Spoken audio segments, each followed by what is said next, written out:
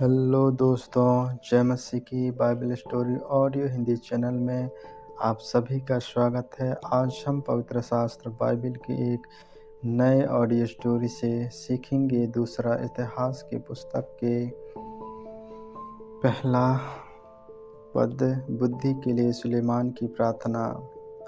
दाऊद का पुत्र सुलेमान राज्य में स्थिर हो गया और उसका परमेश्वर यहोवा उसके संग रहा और उसके बहुत ही बढ़ाया। सुलेमान ने सारे इज़राइल से अर्थात शास्त्रपतियों, शतपतियों, न्यायियों और इज़राइल के सब प्रधानों से, जो पितरों के घरानों के मुख्य पुरुष थे, बातें की।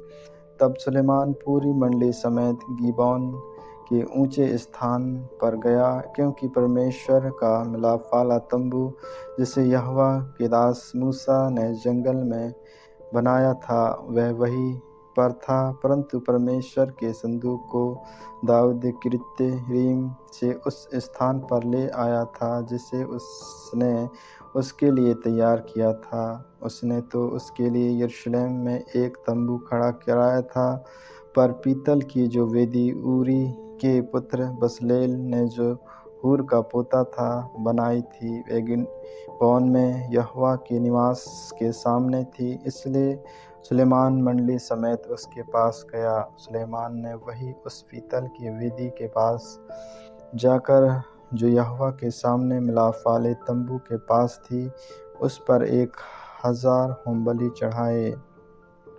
उसी रात को परमेश्वर ने सुलेमान को दर्शन देकर उससे कहा, जो कुछ तू चाहे कि मैं तुझे दूं, वह मांग। सुलेमान ने परमेश्वर से कहा, तू मेरे पिता दाऊद पर बड़ी करुणा करता रहा और मुझको उसके स्थान पर राजा बनाया है। अब हे यहोवा परमेश्वर, जो वचन तूने मेरे पिता दाऊद को दिया था वह पूरा हो।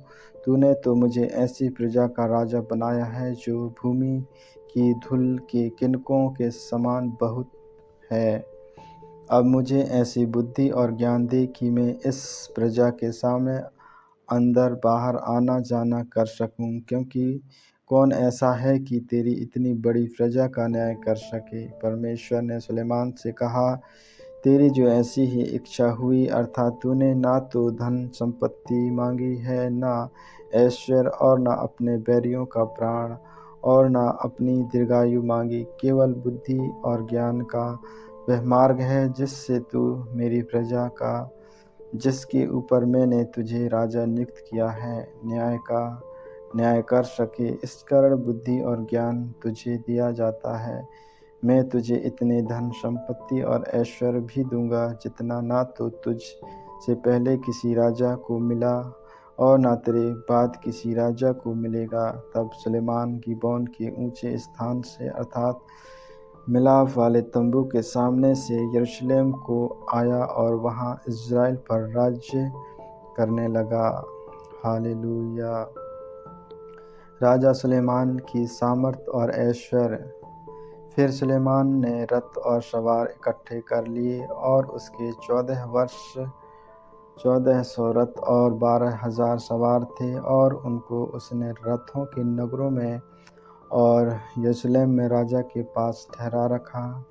राजा ने ऐसा किया कि यरूशलेम में सोने चांदी का मूल्य बहुतायत के कारण पत्थरों का सा और देवदारों का मूल नीचे के देश के गुल्लरों का सा बना दिया। जो घोड़े सुलेमान रखता था वे मिस्र से आते थे, और राजा के व्यापारी उन्हें झुंड के झुंड ठहराया हुए दाम पर लिया करते थे। एक रथ 600 शेकेल चांदी पर और एक घोड़े 150 शेकेल पर मिस्र के आता था, और इसी दाम पर वे हित्तियों के सब राजाओं और आराम के राजाओं के लिए उन्हीं के द्वारा लाया करते थे। आमीन आमीन। इन वचनों को सुनने के द्वारा परमेश्वर आप सबों को आशीष दे। आगे के और भी ऑडियो स्टोरी सुनने के लिए Bible story audio Hindi channel को लाइक, सब्सक्राइब